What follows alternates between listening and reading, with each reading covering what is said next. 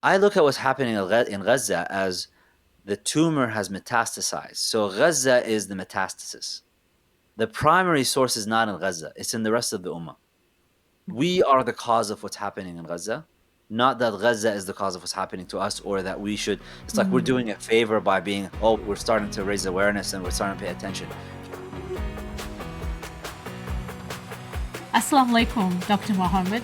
Welcome to the show. Alaikum salam wa rahmatullahi wa barakatuh. Thanks for having me. Thank you so much for coming on. I'm looking forward to this episode. I've been following your Instagram during this whole Gaza situation, and it's always been my go-to page, really providing me insights about the spiritual dimensions on what's happening to our brothers and sisters and how that actually affects us on an individual basis. And so I really want to learn more in this interview more about that.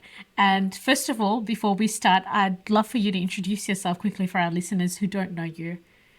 My name is Mohamed Ghilan.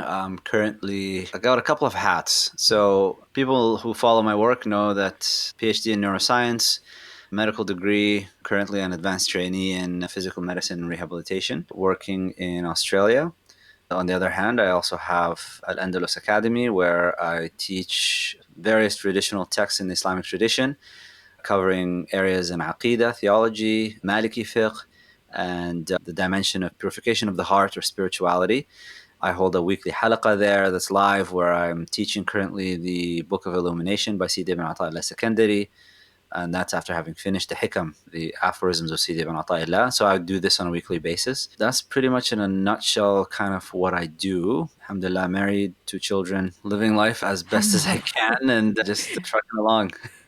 May Allah accept it all from you.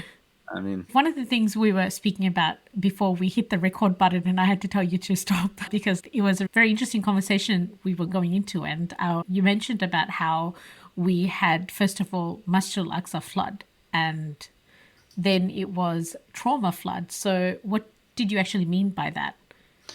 The point came up in the setting of, or in the context of mentioning that I was targeting, or I was attacking this issue from a different angle, and I was providing these kind of unique insights. And I was just saying that I don't think it's really that unique. It's just that the medium is the message. We had Yeah. Al-Aqsa flood, which is what the resistance called it when they started this whole operation.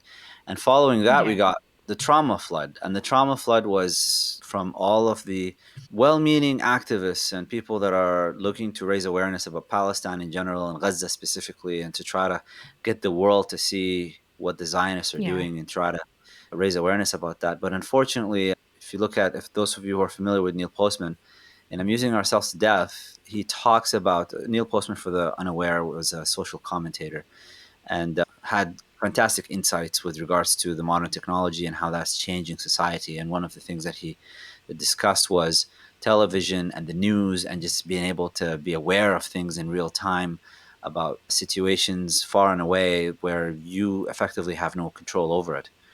And what we're witnessing today is you get all this in your feed, and you're looking at it on your Instagram feed and Facebook and Twitter, what's happening to our brothers and sisters in Gaza. And you effectively can't do anything about it. You're not in government. You're not in any position of power to do much other than raise awareness. And because there's just so much of it, it inundates you in significant ways. And then you start to feel this helplessness. You start to get depressed.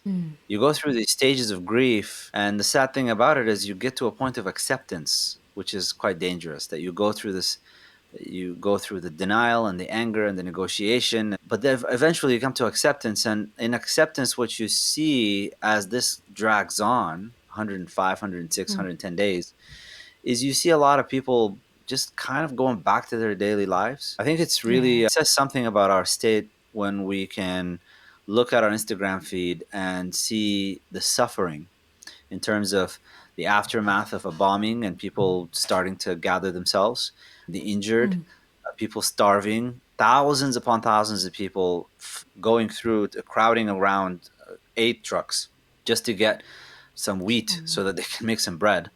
And then Yeah. right after that, you go into the next story, which is somebody just sharing like their breakfast or their brunch at some fancy restaurant. And then you go off and you have your food. And it's like, we don't even have the nauseating kind of feeling that we had at the very beginning. And that has to do with just sensitization. It's not that you are an evil person or someone who's just doesn't care. It's just that you've become desensitized to all of it. You become habituated to seeing all of that. And so you just go back to your normal thing. And as part of that, because the activists are trying to raise awareness and they talk about Palestine, and there is a very interesting focus on the political and the ethnic dimension of this. This is an indigenous people to the land, and this is their land, and this is about an indigenous fight against the colonialist entities, and blah, blah, blah, and all of that. And all that is important.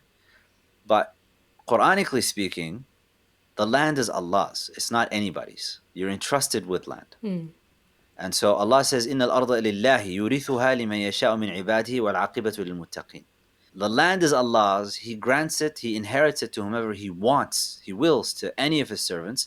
And the final abode, the final result, the final success, or whatever it is to the muttaqeen, to the people of taqwa.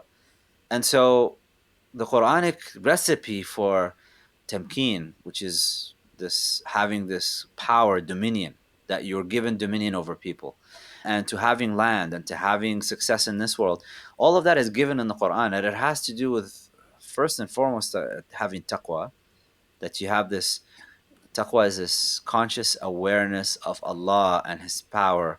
It's not just a fear of the unknown, it's fear of the known and an anxiety about that, but it's also balanced by comfort in knowing the other attributes of Allah about His mercy and His forgiveness. And you're in that in between stage of hope and fear. Taqwa is what drives a behavior that is protective of oneself from the punishment of Allah in this world and the next. And so Allah Yeah. says that taqwa is what's going to get you victory. Taqwa is what's going to get you power and dominion. Taqwa is what's going to inherit you the land. And so this land of Palestine, the way that we look at it, it is not just like any other land. People say, oh, what about the Rohingya? And what about the Uyghurs? And what about the Kashmiris? And what's like, all that is important. But Palestine Yeah. specifically, there is a different category for Palestine because it is not just about a dispute over land or a people fighting a colonialist entity. This is a religiously significant piece of land. And one of the problems that we have now is that this religious dimension is completely eliminated from the discourse in the popular sphere. It's talked purely Yeah. about in political terms. And anybody that, and what's interesting about this for me, anyways, is the Zionists are exploiting Judaism. So many Orthodox Jews reject Zionism, reject the state of Israel, reject all of this, and they are standing with us in the protests. But the Zionists are using religious language. They have rabbis that come on and give their version of fatwas about this whole thing. They're Yeah. employing Judaism to its full extent to try to assert their right to this land. And they're using religious discourse to do that. Meanwhile, for us as Muslims, we're told that we should not be doing that. We're not allowed to use this. So many of us are too shy to even talk about it.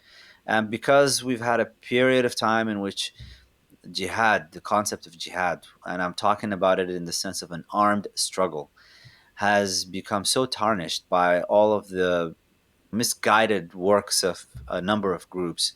And because of the nation state and because of the co opting of the scholarly class under governments nowadays, so we don't have even people that understand what jihad is anymore. And so all that combines together to give us kind of a sense of how we're talking about this. That when I talk and I sit down with teachers and I listen to other scholars talk about it, their discourse, what I'm bringing to my Instagram page, anyways, that's not me. That's just what traditional scholars are saying, and that's how. And that's looking That's at things from a interesting. Quranic view. That's how they're addressing this issue, and it is not negating the political. If the political is Yeah. there, but you have to acknowledge and really have a إنما الأعمال بالنيات. Actions are by intentions, and so you have to orient your intention appropriately, and the intention has to be Allah subhanahu wa ta'ala. We're not doing this for any other purpose. And that's why the last thing that I shared on my Instagram feed was that scene from Kingdom of Heaven. I don't know if you saw that. So Yeah, I saw that one. the end of that movie is really profound because it stuck with me ever since I saw this movie. It was back in 2014 when Salah ad-Din, the character, he's asked like, "What is Jerusalem worth?" And he says, "Nothing, everything." This contrast, these two things coming together, and that's the believer's position with regards to dunya. What is dunya worth? Nothing, everything, because it's nothing. It's a creation. It's contingent. It depends on Allah. It's worth nothing to me because I'm after Allah. But it's everything because Allah created me to be a vicegerent, to be a representative, to have responsibility. to look after these things. SubhanAllah. So I'm doing it for the sake of Allah subhanahu wa ta'ala. So it's worth everything at the same time. So my heart is attached with Allah. My body is in this world. And I'm supposed to be doing everything I can to do to carry out the responsibilities that have been given to me. And the same thing with Palestine and with the rest of the Muslim world. We really have to look at this situation in a very, and this idea, the other problem with looking at this in an ethnic way, it has a kind of an insidious way of separating us from our Palestinian Muslim brothers and sisters. The Prophet Yeah. ﷺ said that this ummah is a single body. If a part of it is aching, the rest of the body comes to it with sahar and humma, with insomnia and fever. We all have to have that. So if we're a single body, there's two ways to look at that. On the one hand is what they're going through should harm all of us. We should all be feeling just kind of in our guts, like internally, just really moved. We should be restless. It's Yeah. 115 days, whatever. I'm restless. I still can't get a proper night's sleep. And I still can't look at anything in the world. In my personal experiences, I can't experience anything without thinking about people in Gaza. I can't look at helicopters flying overhead. When I see these helicopters that are coming, like where I Yeah. live, sometimes you see helicopters going that like they're paramedics that are flying across, Yeah. or just planes coming to the airport, and you just I hear them. felt the same way as well. I can't. I see them, and then all I think about is Zionists coming and bombing and firebombing and doing all of that, and I'm just thinking about people in Gaza. So I can't. So that's on the one hand, we experience the world differently now because of what they're going through. But on the other hand, and this is really the point that many of us don't pay attention to, cancer as a disease can have these insidious effects that impact the rest of your body in different ways. So you can have a type of a tumor that can result in a weakening of and metastasize and result in harming other places in the body. But the source of the tumor is not necessarily in that. So a primary versus a metastatic one. The primary source could be the lung, and then the metastases Mm. could be the bones, for example. Right? I look at what's happening in Gaza as the tumor has metastasized. So Gaza is the metastasis. The primary source is not in Gaza, it's in the rest of the Ummah. We are the cause of what's happening in Gaza, not that Gaza is the cause of what's happening to us, or that we should. It's like we're Mm. doing a favor by being, oh, we're starting to raise awareness and we're starting to pay attention. No, no, no. Yeah, I The think that primary is tumor is what how somewhere else. generally It's not, people are what's that? feeling. Yeah, I think that's how people generally are feeling. It's like I'm doing a favor by raising awareness and No, the problem is outside of Gaza. The problem is not inside yeah. of Gaza. Gaza is just a consequence of the primary source of the disease. And if you want to deal with the Mm. disease, you need to deal with the. It's like if you have. It's almost like a hepatic encephalopathy. This is a disorder in which. So hepatic meaning liver, encephalopathy meaning it's a pathology of the brain. So somebody Yeah. with hepatic encephalopathy will be delirious, will have problems with their memory, they will not be aware of themselves, that you might have all these kind of issues going on that drives you to thinking, I want to go do an MRI, I want to do a CT scan, I want to investigate this neurologically. The problem is actually in the liver, is because the liver function has become deranged. And that resulted in an imbalance in their electrolytes and a buildup of toxins in their system, because the liver is supposed to be the detoxification of the body along with the kidneys. But if you can't detoxify your body, poisons build up, toxins build up in your body. That now has a downstream effect that ends up impacting Yeah. other organs, including the brain. So the brain starts to manifest Mm. in your behavior something that, like, what's happening to this person. Someone who's looking at the final effect, they might think the problem is in the brain. But if you do a full workup, you find out actually the problem is in the liver. Well, from a Yeah. Muslim body perspective, as a Muslim ummah, as a Muslim body, I'm looking at Gaza as like a hepatic encephalopathy. You're looking at Gaza and you're thinking this is an issue with the Zionists and Gaza and all of that, but the issue is actually is with us outside of it. What is the rest of the Ummah doing that is resulting in this? Because Jerusalem and Palestine is Mm. like a litmus test That's true. for the rest of the Ummah. So what's happening in the rest of the Ummah that's resulting in this taking place in Gaza right now? The Gazans, they've done their part and then some. That's why I disagree with this whole discourse of like purify yourselves, what's the resistance doing you? What has that regained you? No, no. They're actually fulfilling an obligation. Jihad upon them, and I'm talking about an armed struggle, and anybody that is academically honest about this and studies the books of fiqh would recognize that what the resistance in Palestine is doing is they're fulfilling an obligation. And that obligation does not wait for you to have all the right number of weapons and the armaments and the parity with your opposition, because that's not one of the conditions that Allah states in the Quran that you have to have. Allah says, prepare what you can in terms of arms.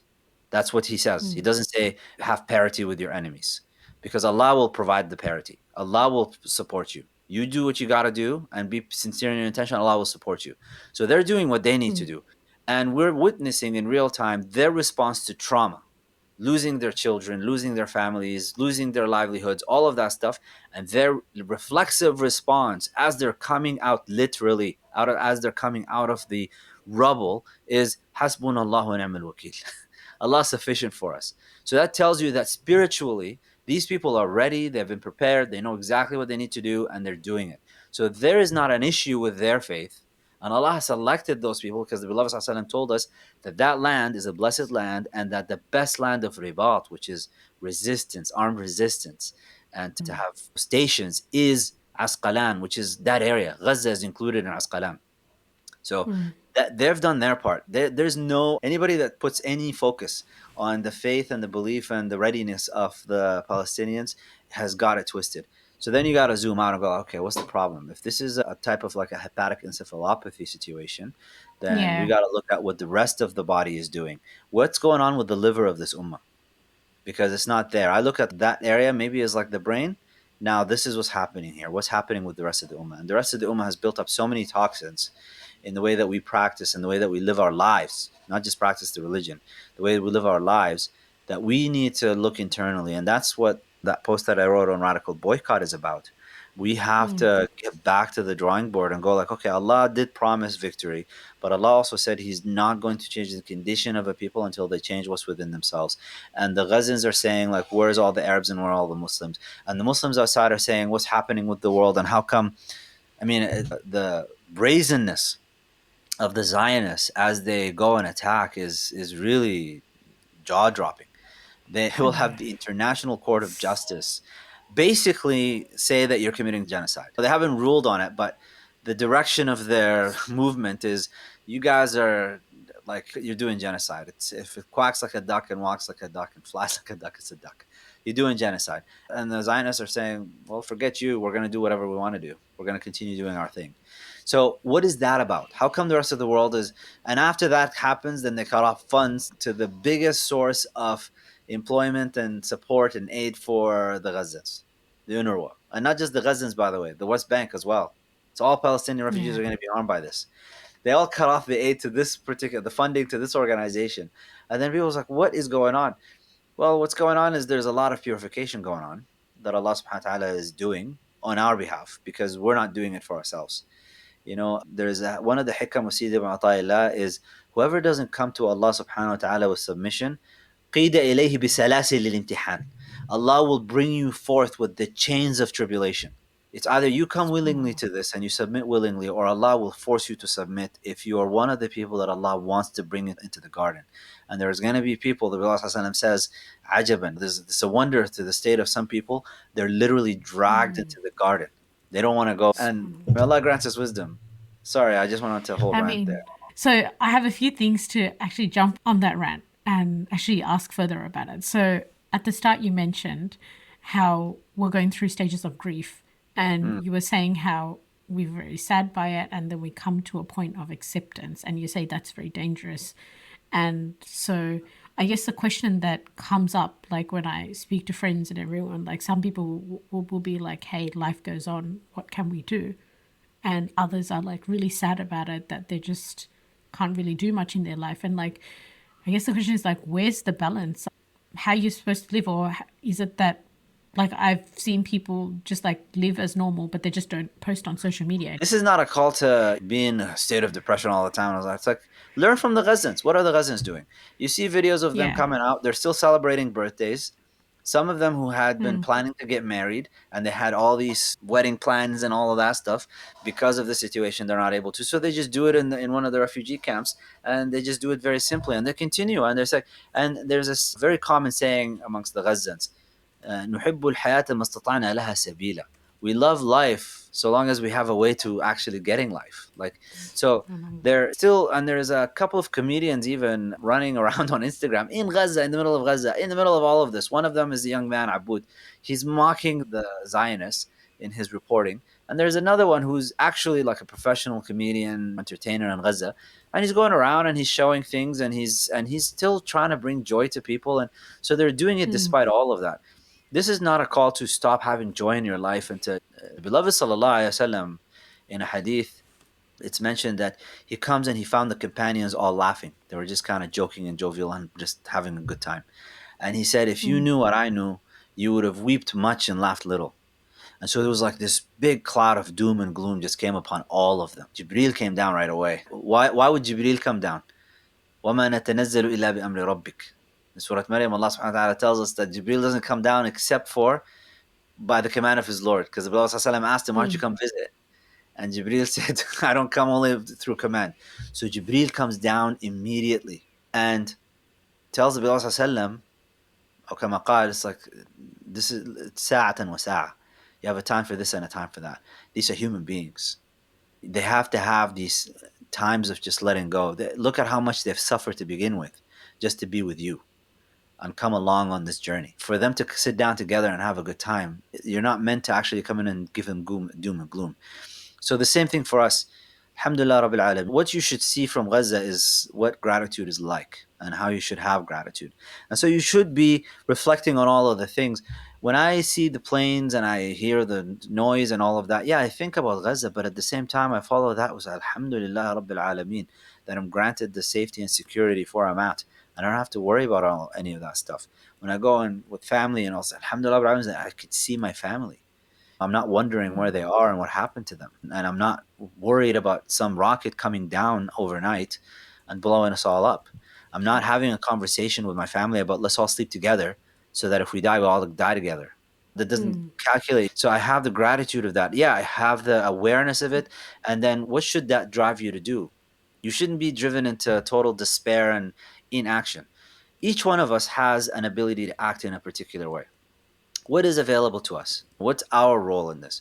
This situation, in the immediate sense of it, in terms of actions directed at it right now, the Palestinians, the resistance, they're doing their part with the armed resistance. What's our part? Yeah. Our part is the social media, raising awareness with people, writing, publishing things, sharing things from the Palestinians that are sharing things so that we elevate their platform.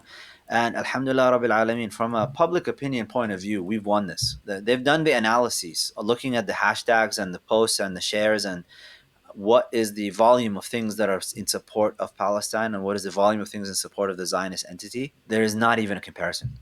So we're doing our part and we have to continue doing our part in that sense. That's in the immediate kind of like directed at it. But then at a grand scale, okay, well, I'm contributing to this in a particular way. What's my contribution? My contribution is whatever in terms of how are ribawi type of situations. Are you actually engaging in this user system? Because Allah subhanahu wa ta'ala tells us that when it comes to riba and usury, that's the only crime he declares war. فَأْذَنُوا بِحَرْبٍ مِّنَ اللَّهِ وَرَسُولِهِ. So you're not at war with the Zionist entity. You're at war with Allah and His Messenger when you engage in this because of your engagement in ribawi transactions. The entire world, the Prophet ﷺ tells us that the entire world, we're going to have the dust of riba touch all of us. There's a difference between I'm compelled because I don't have a choice because that's how the general system is, and I just want to buy stuff that I can't afford, so I'm going to go get a credit card. So That's I know that you mentioned this in your post, Radical Boycott, about the financial system. yeah. And so is it, well, there's a few ways to look at this. The whole financial system today is built on riba. So it doesn't mean, are you trying to say get out of the financial system, or is it just credit cards that you're saying? I'm saying that you have to look at your spending habits and how So you're the spending. consumerism, Well, consumerism drives the system. So you have to look at yeah, what you're spending on and how that is contributing to the system in the way that you've arranged your finances. So for many people, they decide that I want to get some material things that are outside my means. My salary, my thing, I can't yeah. afford to have this thing. So I'm going to go and get usurious transaction type engagements with the bank. in terms of loans and credit cards and all of that, so that I can do this thing where I can buy it and then be able to look like I can afford it, even though I can't afford it, so that I can keep up with the Joneses. Oh, okay. You Yeah. contributing to that, that's your contribution. That is a willing contribution. I've had people text me and email me back and say, like, I've heard other things about credit cards. If you're intending to pay it off before the interest is calculated, then it's okay. I'm like, no, no, no, it's still not okay, because you're entering into a contract in which you have signed, you have agreed to the terms of the contract. And the terms of the contract are that you agree you will pay interest, usury, in the event you're not able to pay the money you borrowed to buy this item. Well, you're not guaranteed tomorrow. You don't know if you're going to live or not. You don't know if you're going to get the income tomorrow or not. You're making a presumption that I have the money, so I can just buy it. And the reason I got the credit card is because I want to get points so that I can go and buy trips and whatever with these points. The contract Mm. itself that you signed is facet. It's an invalid contract from a Sharia point of view. And you Mm. engaged in it, and you're supporting this entity, this bank, that is, it's like a vulture, it's a vampire feeding on the blood of people who can't afford things so that you Yeah. can get some points, so that you can go and do material things. This is the issue. So we have to think Yeah, a little bit. yeah. I like speaking about credit cards. It reminds me of how I heard about credit cards is one of the industries that actually causes a lot of people to commit suicide because they can't pay off their loans. Yeah. Yeah. So we're doing a lot of things, even in the companies that we buy things from. Like, so we've done the boycotts. That's great. Mm. You're identifying companies that are contributing to settlements, that are contributing to the Israeli economy, to the Zionist entities' economy. And so you want to damage that and harm that. And we're doing some good work in that front. And I would say definitely continue in that and identify all these companies. But we have to go deeper. And Allah tells us He's not going to change the general external condition of a people. And we as Muslims Yeah, are a until we. people until we change what's within ourselves. How do you do So, that? well, it's basically getting into these things. You have to. It's like حاسبوا قبل أن تحاسبوا. عدوا أنفسكم من أصحاب القبور. Count yourselves as of people of the graves and take yourselves into account. We have to have a bit of honest reflection into how we're running our Mm. lives. And if you're engaged in transactions you should not be engaging in, you need to come up with a plan in order for you to get out of these transactions and vow to never return to it again. If you can't afford a particular lifestyle, then don't try to afford it by borrowing so that you can afford it. You're not affording it, so just, as they say, مد لحافك على قدر رجليك. Extend Mm. your blanket to the length of your legs. So this is one dimension of it. The other dimension of it is we are so attached. Al-Wahan, the Prophet ﷺ says, the Ummam will gather upon you and will eat from you like أكل تأكل من العصا. It's like moths will eat from the staff. And the companions asked, like, is it because of our weakness? Is it because we're few? And he also said, "But antum kathir." But no, there's many of you. There's a lot of you. There's 2 billion of us. But what's wrong with Mm. us? We're like the scum on top of the ocean. There's no weight to us. Why is that? It's not because we're not organizing and we're not collaborating. No, it's because we love dunya too much.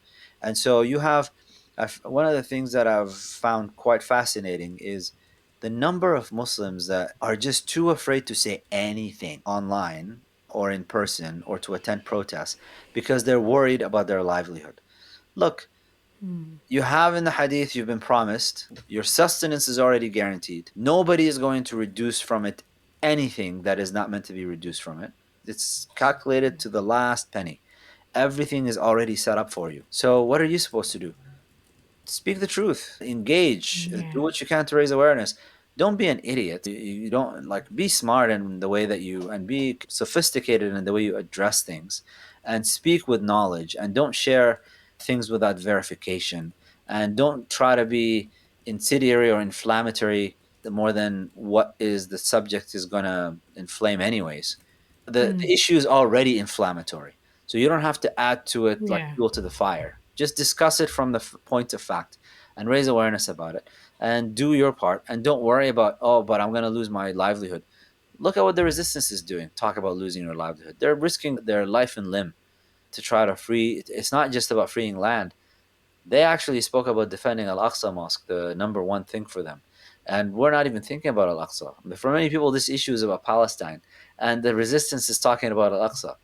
Just the fact that the resistance is talking about Al Aqsa and we're talking about Palestine, and for them, Palestine is reason number two, that should tell you something about, like, are we aligned even with the resistance on this matter? I remember you mentioned in one of your works online about how the situation in Aqsa actually reflects what is the state of the Ummah. And I know you mentioned it earlier as well. And how right now it's not actually being treated well. And so that's why that was one of the reasons for what happened. Well, the Zionists have already, there's reports about this, and they talk about this openly. That's the mind-boggling thing about all of this, is they're very open about all of it. They talk about it in religious terms like nobody's business. They've bought a piece of land upon which that was perfectly located and situated to overlook where Al Aqsa is, because that's where the Temple of Solomon allegedly was built. And it's that location, that piece of land that they bought and cultivated. This is where they're going to sacrifice their red heifers. And so they went and bought these red heifers, and they announced this back, and they're raising these red heifers, and they brought them in from Texas, and they're pure red heifers with no even white hair on top of them. And they were actually genetically engineered, as one of the things that I've come across potentially, just to make sure that it's the perfect red heifer to slaughter and sacrifice. And then they're doing all these rituals and things. For the past few weeks, Muslims have not been able to pray Jum'ah in Al-Aqsa because they've already started this business of dividing time for when Muslims and when Jews get to go into that area. And they've been slowly dismantling the foundation of that area so that Al-Aqsa can collapse on itself, can just be destroyed. And all of that for a religious purpose. Now, Al-Aqsa is a house of Allah. Imagine that. Imagine, like, Muslims are not allowed to go into Mecca or not Yeah, allowed to go into Medina, like not permitted to pray Jum'ah. that'd be Just the thought of that. And then it's like, okay, this is exactly what's happening in Al-Aqsa. And Al-Aqsa is one of the three mosques mentioned in the hadith that لا تشد الرحال. You don't take your stuff and go and travel except to three mosques. And one of them, Muslims have not been able to pray Jum'ah in for a few weeks already. And Muslims under 40, they're not allowed to go in there. And they're doing all these insidious things around it so that they can destroy it. Just take your mind and think about, like, what if that was happening in Medina and what if that was happening in Mecca? It's just baffling. And the reaction you should have is like, subhanallah, okay, a house of Allah, and Allah does not want any of the Muslims to go and pray Jum'ah there. that will cause a Yeah, very but big now outrage. just to think about, like, okay, Allah, this is his house, and he doesn't want any Muslim to come to Al-Aqsa, the mosque in which the beloved Sallallahu came and led all the messengers and the prophets in prayer, the Subhanallah. location from which he ascended to receive the commandment for the pillar of this religion. This spot, Allah does not want any Muslim to come and pray Jum'ah in. Forget That's about, like, the Zionists are preventing and all of that, it's because they're crazy. creations of Allah, and Allah is using them as a means to prevent us from coming to pray in his house. That right there should make you tremble. Like, why is Allah preventing Muslims? Forget about Palestinians. Muslims are not allowed to go and pray Jum'ah. That should really make you reflect, what am I doing that Allah does not want me to go into his house? Even though I say La ilaha illallah Muhammadur Rasulullah, and I pray the 5 daily prayers, and I do my adhkar and do all of my awrad and all of that, yet I'm not in a state in which Allah would permit me to go into this masjid. Right? Subhanallah. That should really send us in for, like, a moment of silence, a pause, a reflection, go into a state of fear and trepidation. Think about, like, what am I not doing or doing that is resulting in this? Because the Zionists are creations. They don't have power. They have no power of their own accord. They're contingent beings. And they're not able to do anything without Allah's permission. So if Allah erects them as an obstacle, preventing them, and Allah uses whatever He wants in His creation, He's using these people to prevent us from going into His house. Yeah, that's a very heavy question that we need to sit and think about, really. Yeah. I don't have an answer for it, but it's something that really is, to say concern me is an understatement of the century. Like, to say that's Of concerning me. course. Of course. I want to go back to that point you said about Wahan and the love of dunya, and what other ways have you seen it come up in an individual that, in a way that we don't even think about? Like how you were saying about people are afraid to speak online or Well, speak this about is this for just fear sort of of a their political job. dimension, but like you can see it in Mm, our day to day lives, like just the way that just in our own personal transactions with people, like if it comes yeah. to business transactions and how we nickel and dime each other and the way that we withhold payments that we shouldn't be withholding, the way that Mm, inheritance is treated between family members and how they go and go about doing things and how oppression takes place in that front. I mean, it's to these little things like you have to a circle of influence, and like Stephen Covey's The Seven Habits of Highly Effective People, the circle mm, of influence and the circle of concern. We are always talking about the circle of concern. What's happening over in Palestine and what's taking place over in Kashmir, and it's like, oh, this is a circle of concern. We are all concerned about all yeah. these things. But what's happening in your circle of influence? How are you carrying out your tasks and duties at your work, which you're getting paid for? And this is money that you're supposed to be earning in the halal way. And is it halal for you to be earning money that you did not perform the work that you were tasked to do? Many of us, can you really say that you are? Are you engaging in qatiyat al-rahim, cutting off your kinship ties? And I'm not talking about toxic kind of situations. I'm talking about just like there's no legitimate reason for you to cut family off in this particular setting, and you are now. Like, how are you on that front? How are you on the front of fulfilling your duties and obligations to your family members? You're like for the men out there, like your responsibilities to your household, and for the women, the same thing.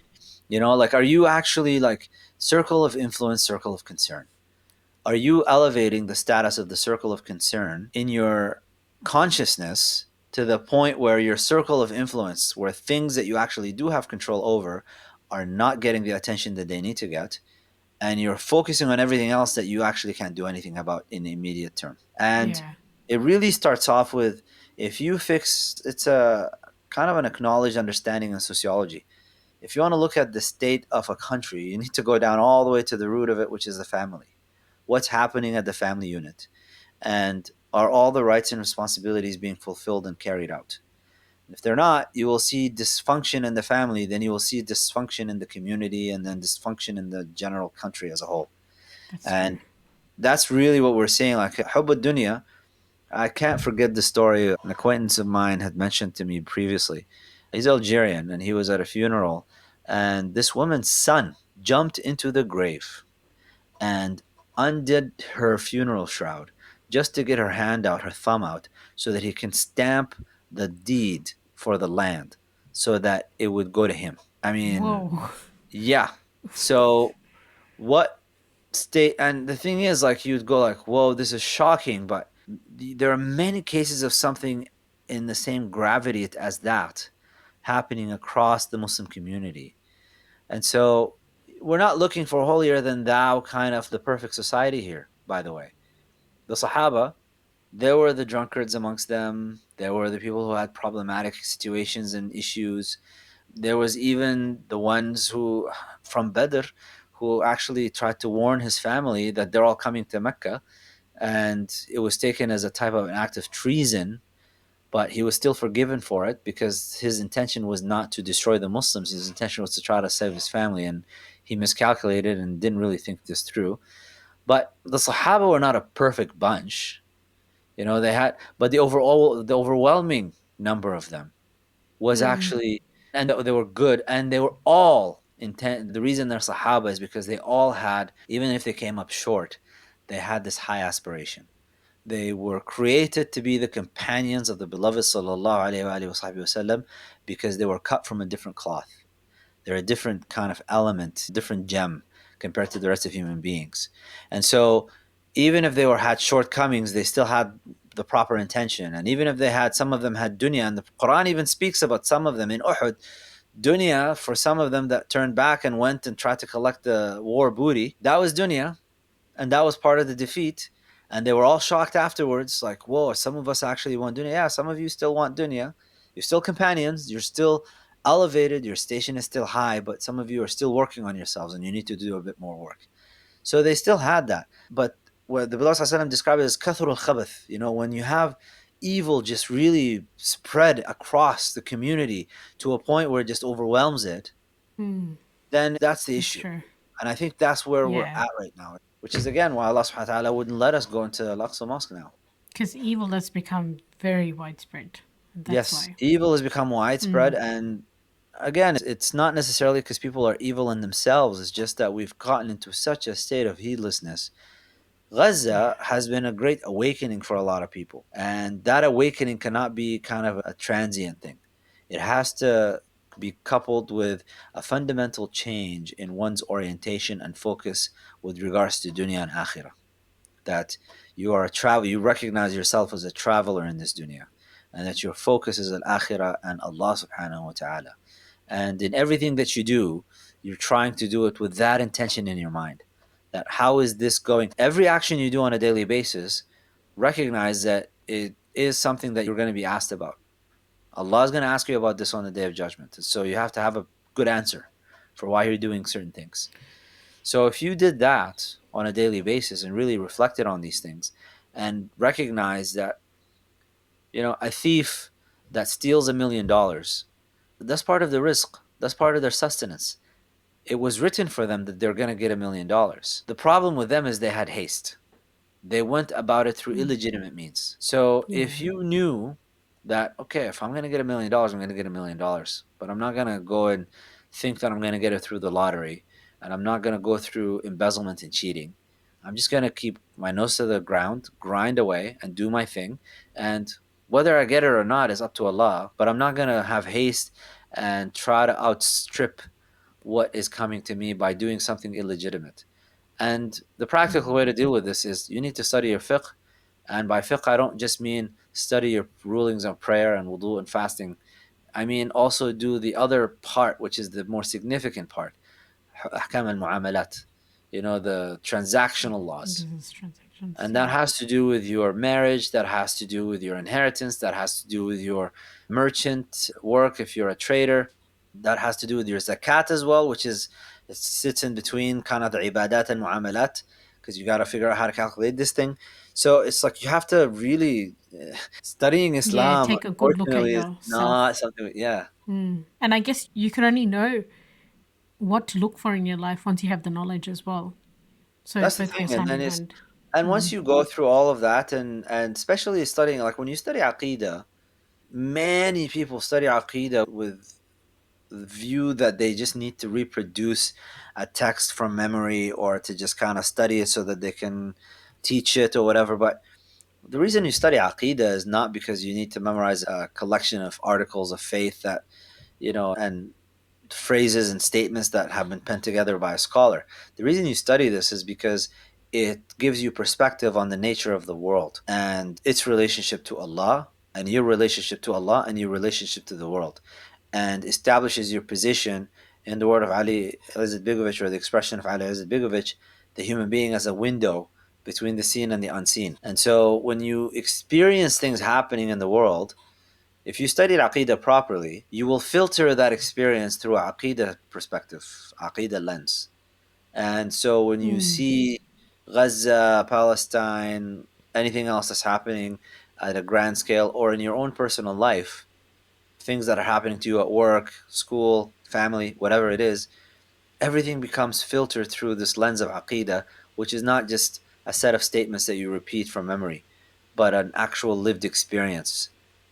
So it's And like a God given view to the world. A yes, God it's a centered, God-centric view of the world, God and centric view of the recognizing world. that Allah subhanahu wa ta'ala is the one running all of this. Nobody and Yeah. nothing in creation does anything without his permission.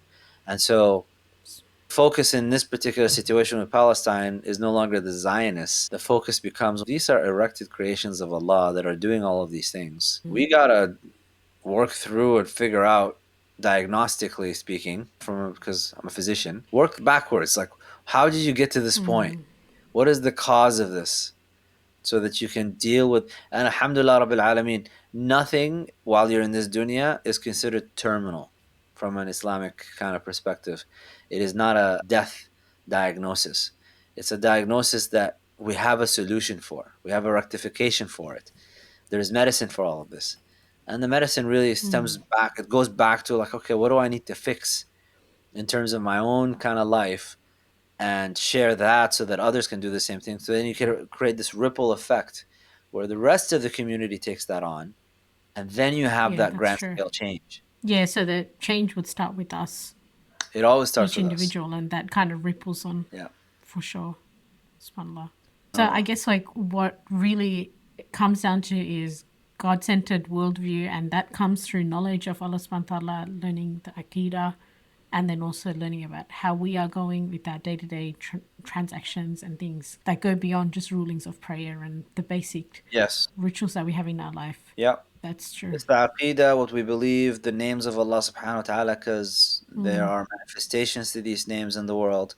Just recognizing, like, every time you see something happening, it's a manifestation of one of the divine attributes in the world mm, without suspension of the other attributes. It's just one becomes more prominent, one becomes more obvious to us. And looking at how we personally, at a personal level, are doing things and just setting things right as best as we can, and not focusing on the outcome. Okay, if I do all of these things, then success will come right after. You're not doing it because of an outcome. You're doing it because that's what Allah subhanahu wa ta'ala wants of you. That's what you're expected to do. The outcome is with Allah. And you might be around to see the outcome. You may not be around to see the outcome. It's irrelevant. I'm doing it because that's what Allah subhanahu wa ta'ala expects of me, and I ask that Allah subhanahu wa ta'ala accepts, and I check my intention and make sure that it's sincere for the sake of Allah. Because if I'm focusing on the outcome, that means that I'm doing it for the sake of the outcome, which is a type of a hidden polytheism, a hidden idolatry. That I'm doing all of these things spiritually and religiously speaking because I'm seeking the outcome that comes out of it in the dunya. And that becomes a problem in its own. And that's why these things are subtle. And you need to it's have idolatry teachers. because you're relying on yourself at Well, that it's point. That if idolatry I because do the X, reason you're in service of the outcome, you're not in service of Allah. That's where idolatry comes. right, right. You have to pay attention to why you're doing certain things and what you're trying to get out of them, and recognize that the outcome is something that is tahsil hasil. It's going to come about anyways, however Allah wants it to come about. What's important is your intention and why you did certain things, and that you're doing Mm, the work, and you're doing what's important is that you're engaging in the process regardless of what outcome comes out of it. And when Allah promises certain outcomes, they're not contingent upon what will happen within this time scale. So, anyways, you're doing it for the sake of Allah, you're, regardless of the outcome, and none of these outcomes that Allah promises in the Quran are contingent on certain time scales. If you do this, this, mm. this, and that, then 10 days later you will get this result. That's not there. You're doing them, and Allah deals with the outcomes, and you're happy and satisfied, and the only thing that concerns you is not the outcome. What concerns you is the sincerity in your intention and the acceptance of Allah of your work, not that the work is going to result in anything. Sincerity of intentions and acceptance that Allah subhanahu wa ta'ala accepts Yeah, that effort. And that's what that's what matters to we you. should be concerned about. Yeah. Yeah.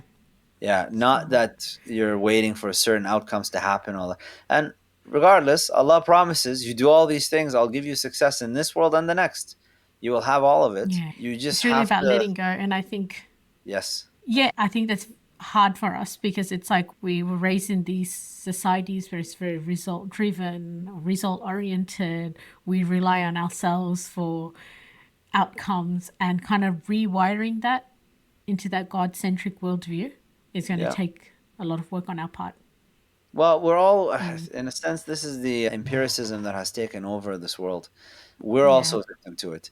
Because with empiricism, you think that the means drive the outcome. And if I follow steps one, two, three, then I get to Mm, this conclusion. And they're all connected necessarily. And none of that is true.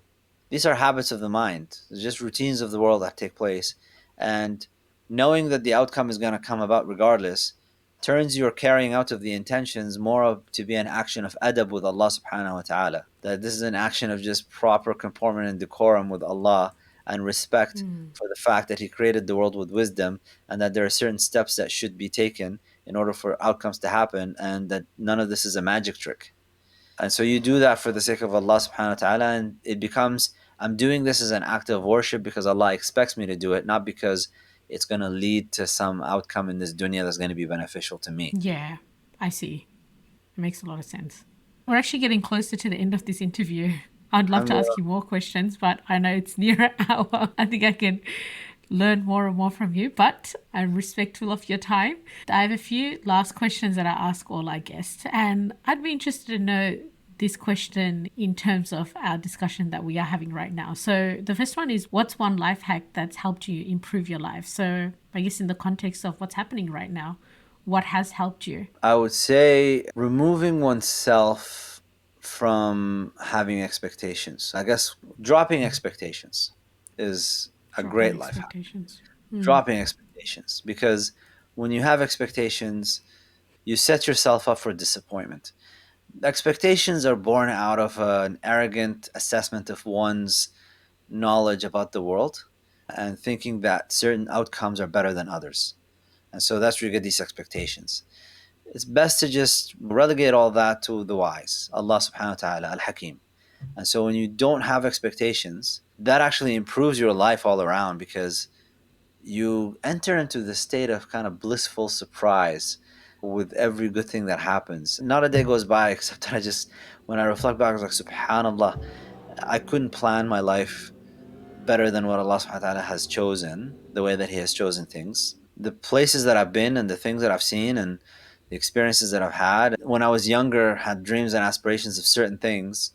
Looking back at them now, I was like, what silly boy. Like, none of that matches to what I have now.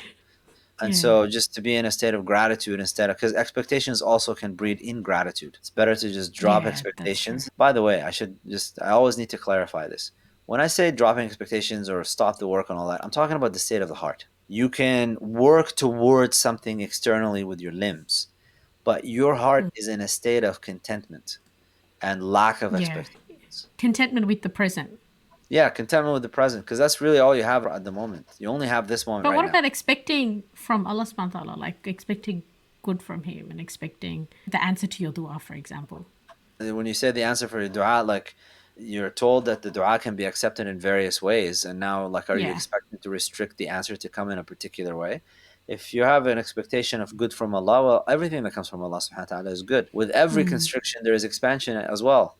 So you can focus on the wrong thing, and that can drive certain expectations. Or you could just say Alhamdulillah Rabbil Alameen. Regardless, you're kind of in a steady state with Allah subhanahu wa ta'ala, regardless of what's happening. And that steady state is a state of contentment. Now, if something is cast into your heart and Allah grants you, like all of us get certain ideas that come about all of a sudden, and you have this desire that builds up in your heart. And that desire now drives your tongue to move with dua. That is because Allah subhanahu wa ta'ala has already written this thing for you, and He's just moved you to ask for it as an act of worship. So your dua becomes an act of worship for the sake of dua, not for the sake of what the dua results in. So if you have something cast in your heart, Allah is too generous to cast something into your heart and not grant it to you. So there is kind of not so much of an expectation, but an assurity that if Allah has put this in my heart and I'm Yeah, asking for it, subhanAllah. and Allah promised in the Quran that He's gonna respond, then I'm definitely getting this thing, and I don't have any doubt about that. So there's never any disappointment with that particular aspect. It only comes about in terms of, are you bringing in yourself into this expectation? It needs to happen at this time scale. It needs to happen in Oh, this yeah. particular way. That's when you get disappointed. Yeah, that makes a lot of sense. It does make life more easier Yeah. when you don't carry that burden around. Alhamdulillah Rabbil Alameen. Awesome. And my final question is, what's one book that's helped you level up in your life? The cliched answer one would say is the Quran, but I'll add to And then it. I'll say back to you, oh, and what's the second one? What's the second And one? then you might say the Sunnah. I don't know. إيقاظ الهمم في شرح الحكم, Sidi ibn Ajiba's commentary on the hikam. So the hikam generally, the aphorisms of Sidi ibn Ata'illah Secondary by themselves are just these profound kind of distilled explanations of theological and metaphysical concepts. So when you read anything that I write in the posts and stuff, that's actually all influenced by an understanding of the hikam that's being applied into something about the world. Iqad al-Himam, the awakening the resolves by Sidi ibn Ajiba's commentary on that text, is even more gems upon gems in explaining the hikam themselves and deriving lessons from them. And so both of them together have really shifted my impression and perspective in ways that I can't think of any other book that would have done it. And the hikam, many of the scholars say if anything was permissible to recite inside salah, inside the prayer, other than the Quran, it would have been the hikam. And once you study the hikam, you really get it. You're actually teaching a class on that, aren't you? Yeah, I did an intensive where I went through the 25 themes of the hikam. So the entire hikam, I have, as far as I know, at this moment, on February 3rd, 2024, the only full translation and commentary in video for the 264 aphorisms of Sidi Matayla. That's available, 90 sessions of them at Al Andalus Academy.